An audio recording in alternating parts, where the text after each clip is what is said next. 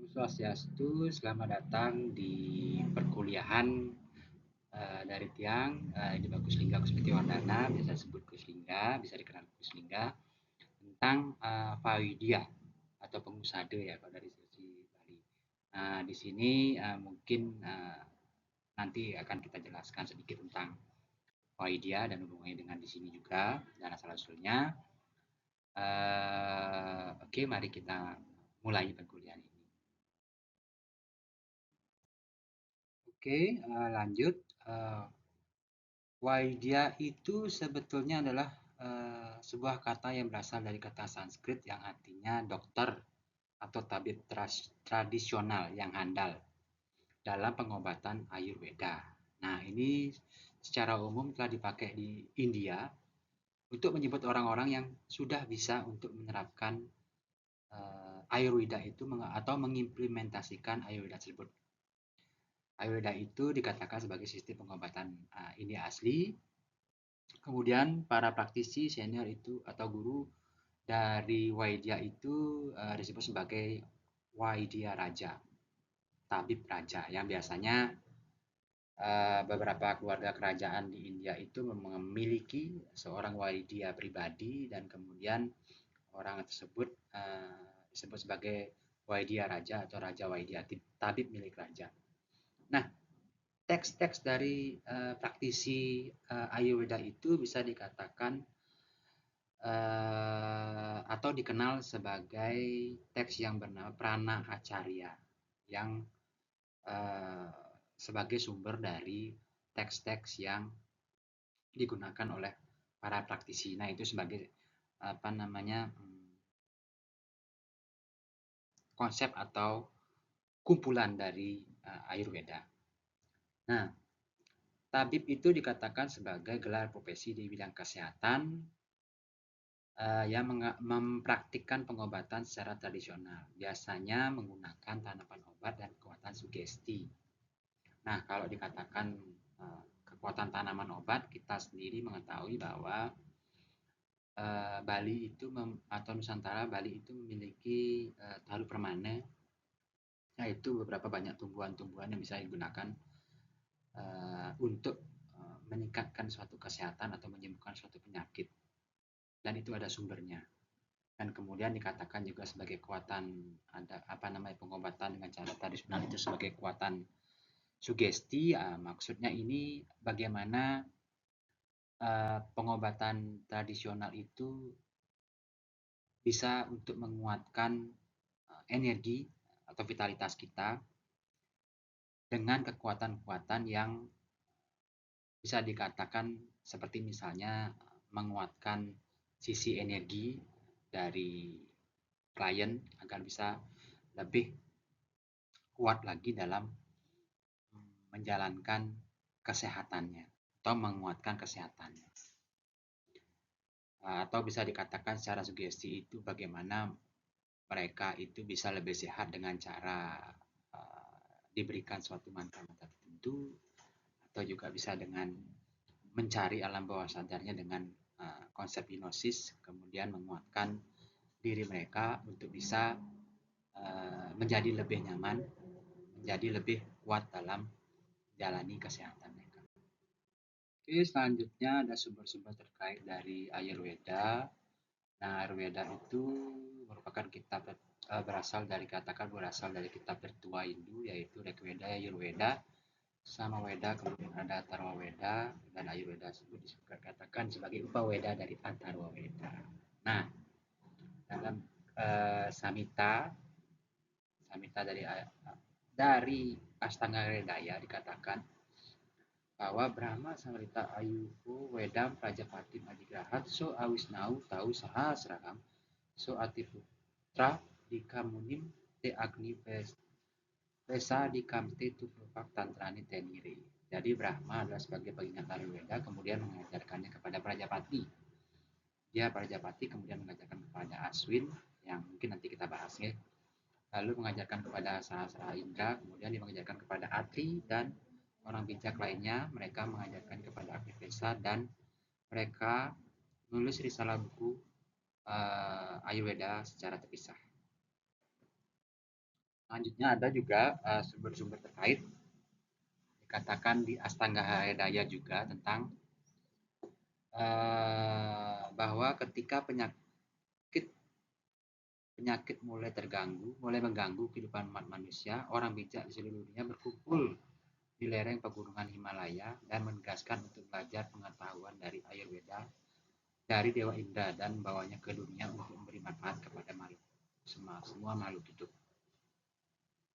Tapi siapakah yang mampu untuk belajar pengetahuan dari Ayurveda itu dan mau? Dikatakan bahwa Resi Bharadwaja sebagai salah satu peserta pertemuan dan pergi kemudian ke tempat Dewa Indra belajar pengetahuan Ayurveda.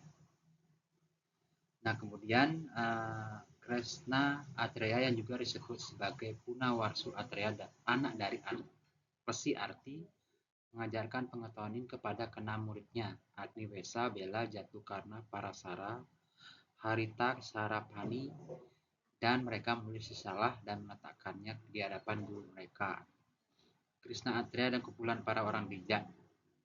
Nah, itu ada di Caraka Samhita Sutrasthana bab 1. Nah, selanjutnya di Caraka Samhita Sutrasthana ayat 6 sampai 14 sebutkan bahwa bagaimana para orang bijak resi dari beberapa golongan berkumpul bersama di lereng Gunung Himalaya membahas mengenai penyakit yang mengganggu kehidupan manusia. Nah, itu banyak ya Maharesi yang hadir. Saat itu disebut Angira, Jamadagni, Pahista, Kasyapa, Bregu, Atreya, Gautama, Bisu Atreya, Bharadwaja, Kapanjali, Devala, Galava, Sankertya, Baijawapi, dan seterusnya. Dalam komentar Caraka Samhita dijelaskan bahwa mengapa Himalaya dipilih sebagai tempat pertemuan, karena Himalaya merupakan tempat cocok untuk mendiskusikan ilmu suci Ayurveda. Nah, kemudian dalam komentar Astanga Hridaya juga ditambahkan bahwa ajaran-ajaran dari Krishna Atreya ini utamanya adalah membahas kaya Ciksita, pengobatan secara umum, yang merupakan salah satu bagian dari 8 cabang pengobatan Ayurveda. Filosofinya dikenal sebagai Atreya Sampradaya atau kaya Ciksita. Oke. Kemudian sumber-sumber yang selanjutnya adalah Susrusa Samhita, bagaimana asal mula Ayurveda diceritakan Aupadenawa, Waitarana, Aurabra, Pauskalawata, Karawirya, Gopuraksita, Susruta, dan lainnya menghadap kepada Diwodasa Dawantari atau raja dari kerajaan Kasi. Mereka menghadap Raja Kasi dan menyampaikan kesedihan mereka melihat umat manusia menderita diserang berbagai penyakit dan kemudian melakukan hal di luar kewajibannya sebagai seorang manusia dan menangis memohon pertolongan. Mereka memohon kepada Raja Kasi agar mengajarkan Ayurveda untuk kepentingan manusia. Kemudian mereka menghadap untuk menjadi murid dari Diwodasa yang dikenal sebagai inkarnasi dari Dawantari, yaitu dewa pengobatan. Mendengar perintahan dari Aupadewana dan rombongannya, Diwodasa Dawantari kemudian mulai pengajarannya dan menceritakan asal-usul dari Ayurveda. Nah, Ayurveda ini merupakan cabang dari Atharwaveda dan kemudian dibagi menjadi 8 bagian, yaitu Salya Tantra, ilmu bedah, Salakya Tantra, oftalmologi, otorinolaringologi, dan lainnya. Kemudian Kaya Ciksita Tantra, obat dalam, Buta Widya atau demonologi, Kaumara Bhartiya Tantra, pediatrik, Agada Tantra, toksikologi, Rasayana Tantra, permajaan. Kemudian ada Vajikarana Tantra, virilifikasi. Lalu selanjutnya sumber-sumber terkait yang lain yang bisa ditemukan ada Susruta Samhita bab 1 ayat 6 sampai 7. Pada ayat lain di bab ini disebutkan Diwodasa Dawantari memberikan penegasan mengenai bagaimana asal-usul Ayurveda, yaitu pada ayat 20 dan 21 katakan hampir sama seperti tadi ya. Brahma Prawaca Tata Praja Patri di Prajapatira dijage Tasmadaswanyo Asibyamindrah Indrabaham Mawa Iyate Itwaha Pradaya Martibyah Prajahiti Tat Hetoh. Artinya adalah Dewa Brahma pertama kali mengajarkan ini, yaitu pengetahuan Ayurveda. Kemudian Prajapati mempelajarinya, kembar Aswin mempelajari darinya Prajapati, Indra mempelajarinya dari Aswin. Aku dan Wantari mempelajari dari Indra. Sekarang aku sedang memberikannya kepada siapapun yang menginginkannya untuk melakukan kebaikan kepada makhluk hidup di dunia ini. Nah, dari sini kalau misalkan bisa dikatakan bahwa Dewa Aswin pertama kali menerimanya dari Prajapati. Kemudian Batara Indra mempelajarinya dari Aswin. Nah, dia ada Aswin, kemudian ada Indra, baru dari Indra ini berikan pembelajaran itu kepada Dharmantari. Nah, ada kalau dikatakan nanti kita lihat lagi bahwa Batara Aswin ini dan Dharmantari ini memang dikatakan sebagai dewa yang memberikan pembelajaran tentang atau asal-muasal dari Ayurveda tersebut. Lalu di ayat ini Dewa Dasa Dewantari menyiapkan kepada Aupadenawa dan kawan-kawannya bahwa Dewa Brahma adalah yang pertama kali mengajarkan kepada pengetahuan Ayurveda. Dewa Brahma kemudian mengajarkan pengetahuan ini kepada Aswin. Dan selanjutnya pada ayat 21 dikasih kembali bahwa Dewa Dasa Dewantari mengatakan bahwa dia adalah Adidewa, dewa yang pertama. Disebutkan Aham hi Dewantari Didewo Jarajuja Vityura Amarnam Salhayam Angarai Paragutam Praptu Asligam Buyo Iho Padestum. Artinya saya Dewantari sang Adidewa atau dewa yang utama yang menyembuhkan para dewa dari penuaan, penyakit dan kematian. Sekarang aku datang ke dunia sebagai inkarnasi untuk mengajarkan Sahalya Tantra, ilmu bedah dan cabang Ayurveda lainnya. Demikian itiasa sejarah Ayurveda tentang 3 asal-muasal pengetahuan Ayurveda berdasarkan tulis di Diatrayi atau 3 kitab utama dari Ayurveda.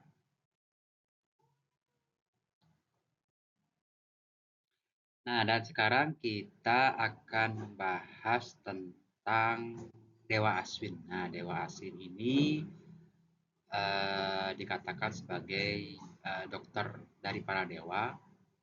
Kemudian nama lainnya Aswini Kumara, Aswinau Natsatya Dasra adalah dewa kembar dalam kepercayaan agama Hindu. Aswin dikenal juga sebagai dewa pengobatan kesehatan.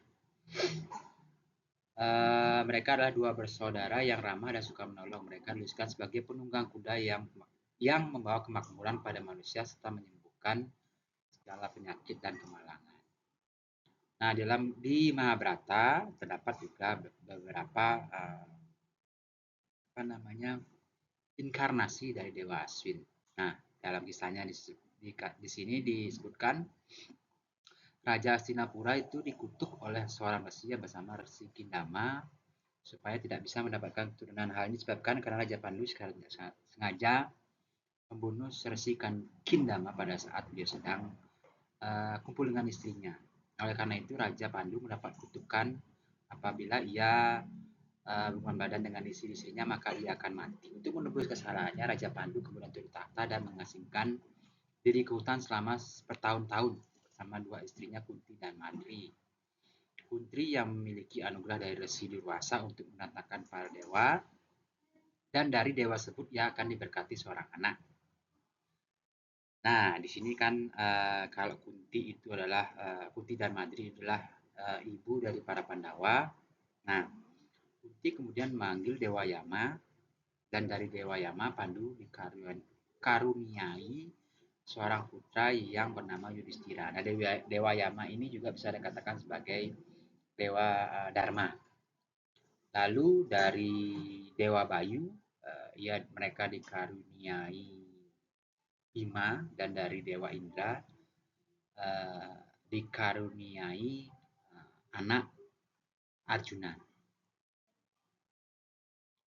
Kemudian Raja Pandu ingin memiliki 2 anak lagi. Pandu kemudian menyuruh Kunti untuk memanggil Dewa Aswin untuk mendapatkan anugerah dari anak mereka. Kunti kemudian memberikan kesempatan kepada Madri, istri kedua Pandu, untuk membaca mantra agar Madri mendapatkan anugerah dari seorang ibu. Untuk menjadi seorang ibu. Kemudian dari Dewa Aswin, Pandu dan Madri dikaruniai 2 anak kembar yang bernama Nakula Sadewa. Kalau dari dalam di sastra Jawa, kalau dari Indonesia disebutkan di Kakawin Sudemale ya. Kakawin Sudemale itu adalah karya sastra berbahasa Jawa kuno peninggalan kerajaan Majapahit sekitar abad 14 sampai 16. Nah, naskah ini bercerita tentang kutukan yang menerima Batari Uma, yaitu istri Batari Guru ya, Siwa, akibat durhaka terhadap suaminya. Untuk membebaskan diri dari kutukan tersebut, ia harus direward oleh putra bungsu Pandu yang bernama Sahadewa. Nah, dikisahkan bahwa Uma berubah menjadi raksasi atau raksasa wanita yang bernama Batari Durga atau Ranini. Kemudian karena permasalahan dengan suaminya atau tidak setia kepada suaminya, kemudian ia pun diusir bersama 2 Gandarwa yang dikutuk bernama Kalanjaya dan Kalatake. Ada ya konsepnya di sini. Lalu tinggal di kayangan Setri Gandamanyit dan hanya bisa kembali ke wujud asal manusia bila diluar oleh putra bangsa Pandu. Putra bangsa Pandu, Sadewa. Durga pun pergi menemui Kunti, ibu Sadewa, untuk mohon agar menyerahkan anaknya untuk melancarkan proses ruatan tersebut.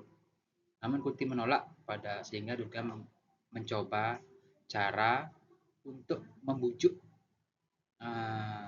Kunti agar bisa menyerahkan Sadewa. Kemudian Kalika masuk ke dalam Kunti dan menghasut, kemudian menyuruh Sadewa untuk dikorbankan dan mengikat Sadewa di suatu pohon sampai proses ruatan tiba. Nah, ini kemudian pada waktu ditentukan lanjutnya Durga kemudian minta agar Sadewa meruatnya, tapi Sadewa menolak karena merasa tidak mampu. Durga pun marah dan mengancam nyawa Sadewa. Peristiwa ini disaksikan oleh Batara Narada yang kemudian melaporkannya kepada Batara Guru. Tidak ingin masalah ini berkelanjutan, akhirnya Batara Guru memasuki tubuh Sadewa. Kemudian Sadewa pun mampu menjalankan perintah Batari Durga, yang akhirnya bisa untuk meruat Batari Durga menjadi Batari Uma kembali. Nah, kemudian Sadewa mendapatkan julukan baru yaitu Sudemale yang bermakna menghilangkan penyakit, membersih dari kotoran dan kejahatan atas petunjuk Batari Durga yang telah menjadi kembali menjadi Batari Uma. Sadewa pun pergi ke pertapaan Prangalas menikahi putri seorang pertapa Bagawan Tambrapetra yang bernama Dewi Endang Pradapa. Nah, maksudnya kalau dilihat dari filsafat atau filsafat dari munculnya suatu penyakit ya, munculnya suatu penyakit sangat berhubungan dengan di sini kalau dikatakan di sastra bahwa penyakit itu berasal dari Batari Durga ya, Batari Durga yang mendapatkan restu dari Majapahit. Restunya tersebut adalah ketika Batari Durga diperkenankan untuk memakan mayat-mayat yang berada di sentra Gandamaya itu.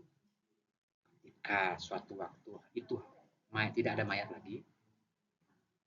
Nah, tidak ada mayat lagi dan akhirnya meminta petunjuk dari Prajapati, saya Majapahit, dan kemudian diberikan taksu bahwa penyebaran penyakit dari boleh menyebarkan penyakit atau memberikan kesakitan juga raga sangsaya pada manusia yang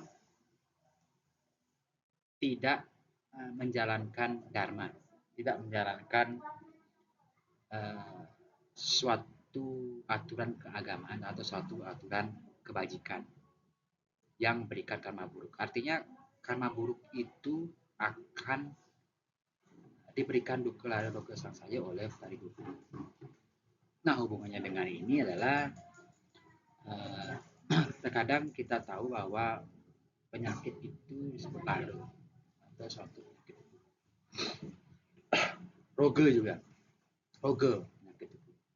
Nah, roge duke itu adalah penyakit mental atau penyakit tubuh yang kemudian itu bisa berasal dari suatu habit atau karma-karma yang kita jalani terdahulu yang kurang baik. Nah, yang pada dasarnya itu diberikan oleh Betari Durga. Kemudian agar Betari Durga itu menjadi suatu hal yang baik dari Ume, jadi kita harus mencari seorang yang mampu seperti Tari Sadewa. Sadewa ya, Sadewa yang artinya titisan dari Betara Aswin. Maksudnya Sadewa itu adalah seorang yang sudah dirasuki oleh Betara Guru yang artinya memiliki suatu pengetahuan-pengetahuan tertentu yang bisa meruat Betari Durga itu menjadi tari umum. Mungkin saja secara ya anggaplah secara gambaran imajinasi itu ya. Tari Durga memiliki rencangan-rencangan yang Kalanjaya, Kalataka dan rencangan lain yang memberikan satu penyakit-penyakit tertentu, kemudian ketika penyakit-penyakit tertentu bisa disembuhkan dengan habit tertentu, habit yang baru, dan juga taruh permana atau obat-obat yang lain, maka segala penyakit-penyakit itu, segala apa namanya, rencangan ide itu akan hilang. Anggap seperti itu imajinasinya. Ya, selanjutnya selain dari Dewa Aswin ada Dewa Dewantari. Dikatakan Dewantari itu adalah seorang awatara Wisnu yang menurut kepercayaan Hindu dia muncul dalam kitab Weda dan Purana sebagai tabib para dewa dan ahli pengobatan menurut Ayurveda. Nah, merupakan tradisi dalam agama Hindu untuk memuja Dewantari demi memperoleh kesehatan bagi diri sendiri maupun orang lain. Nah, Purana juga mengatakan bahwa Dewantari muncul dari lautan susu para dewa dan asura dalam saat mencari tirta amarta. Menurut mitologi Hindu, Dewantari merupakan tabib atau dokter India yang pertama dan salah satu dokter bedah pertama di dunia. Dia melakukan penyembuhan secara alami dengan sempurna dan dia telah menemukan obat antiseptik dan obat pencegahan berbahan garam yang digunakan untuk menyembuhkan seseorang. Nah, di sini disebutkan bahwa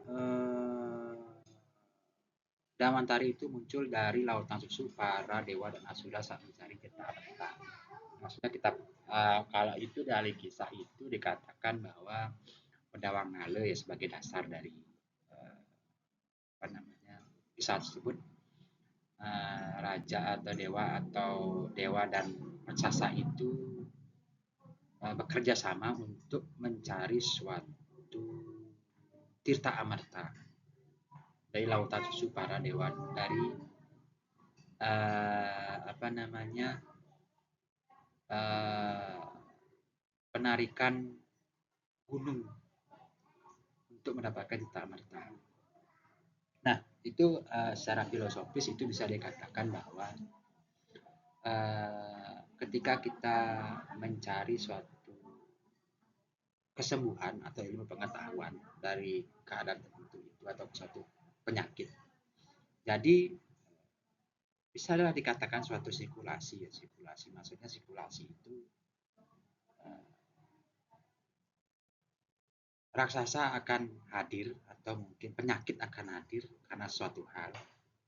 Nah, kemudian ketika raksasa hadir dalam satu hal sebagai bagian dari suatu penyakit tersebut, seorang tabib atau seorang pengusaha itu juga hadir untuk menciptakan sesuatu berdasarkan apa yang menjadi bisa dianalisa sebagai suatu penyakit. Maksudnya adalah harus ada penyakit dulu untuk bisa mencari suatu kesembuhan. Nah, seperti itu. Harus ada raksasa dulu, harus ada suatu raksasa dulu untuk mendapatkan tirta amarta. Jadi ada satu tarik menarik dari berbagai keadaan di dunia. Nah, itu yang bisa dikatakan. Lalu selanjutnya kehidupan itu kan kalau di dunia itu bisa dikatakan apa ya?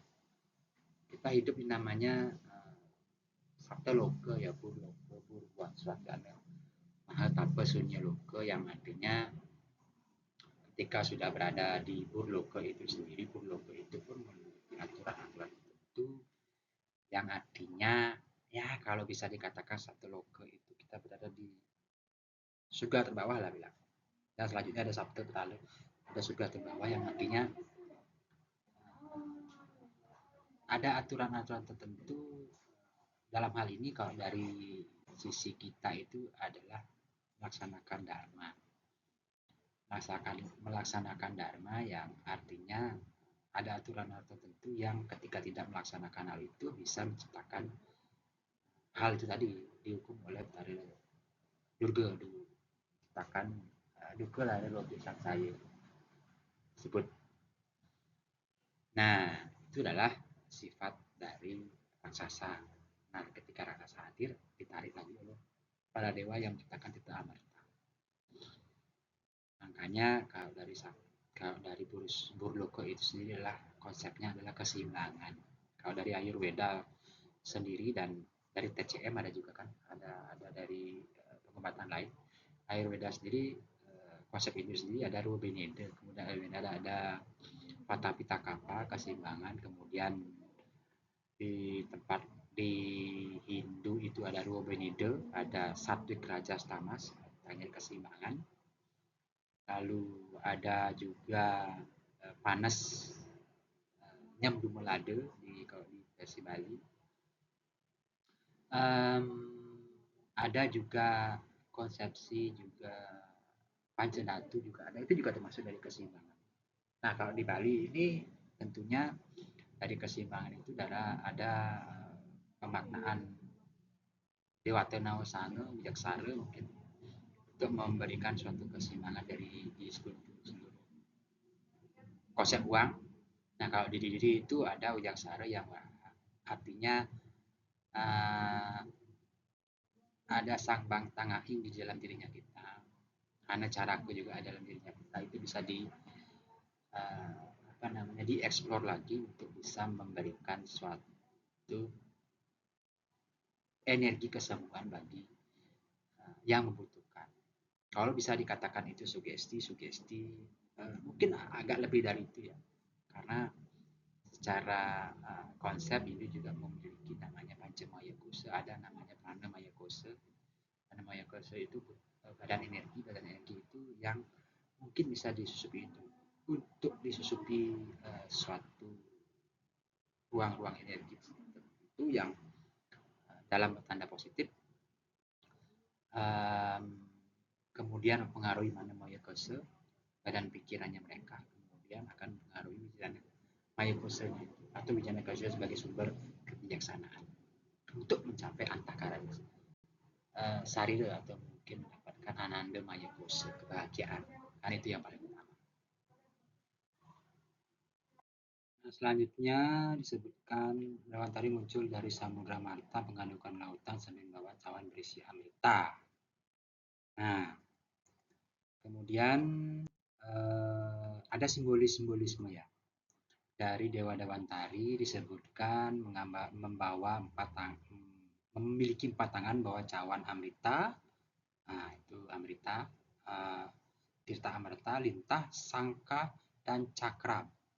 Kalau lintah itu simbol dari penggunaan menyedot darah kotor sebagai praktik pengobatan kuno yang digunakan untuk penyembuhan. Itu sebagai mungkin tradisional dan natural seperti ya. Kemudian sangka pada Dewantari, dewa Ayurvedic melambangkan suara atau getaran kosmik suci, penyingkiran penyakit serta ilmu dan penyembuhan dari ilahi. Sebagai bagian dari citra Dewantari, sangka mewakili kemampuan dewa untuk memanggil dan menyingkirkan penyakit melalui suara spiritualnya. Cakram yang dipegang Dewantari bermakna alat menyebarkan obat dan pengetahuan penyembuhan yang melambangkan kemampuan untuk menyingkirkan penyakit dan membawa kesehatan serta kesembuhan. Nah, kalau di sini dikatakan ini Dewantari ini dan Aswin itu, kalau Aswin kan sangat kental dari konsep dari Mahabharata. Mahabharata dan ada juga Sudamala ya. Maksudnya Sudamala itu dari lontar-lontar yang ada. Nah, Dewantari ini dikatakan sebagai inkarnasi Wisnu. Kemudian kalau di Bali sendiri itu pun mungkin agak jarang yang mungkin berhubungan dengan Dawantari atau Aswin, namun yang bisa ditemukan di sini adalah kalau dalam pengobatan tradisional itu mungkin pada saat kita membahas tentang balian taksu yang tidak atau ada pengusaha taksu atau pengusaha kapican, mungkin pengusaha taksu itu ada sontengan, juga ada sesunannya, mungkin Natuniang juga ada, kemudian ada juga yang Giri Putri, kemudian ada lempet yang mungkin berhubungan dengan pengobatan pengobatan tradisional di sini. Nah, kalau pengusada itu, kalau dari segi pengusada badan pengusada itu biasanya dia akan belajar tentang lontar-lontar tertentu untuk mengisi dari cakra asnanya dan juga pengetahuan suci dari cakra sahasrahanya. Itu ya. Kalau dari anahata itu perlu semua ditambah.